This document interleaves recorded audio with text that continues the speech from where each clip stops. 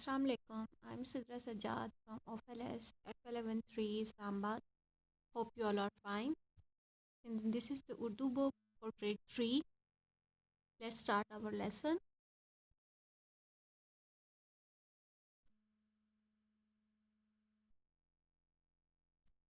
ہمارے سبق کا نام صبح کی سیر ہے جو کہ صفحہ نمبر 142 پر ہے.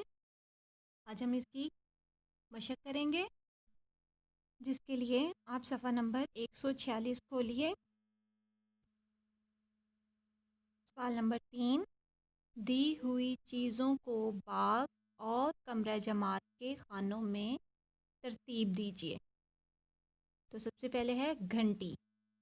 گھنٹی کہاں پہ ہوتی ہے؟ باغ میں یا کمرہ جماعت میں؟ کمرہ جماعت میں. پھول باغ میں. ٹھنڈی ہوا باغ میں. استاد کمرہ جماعت میں. چوک کمرہ جماعت میں. سبزہ باغ میں. جھولے باغ میں. پرندے باغ میں. درخت باغ میں.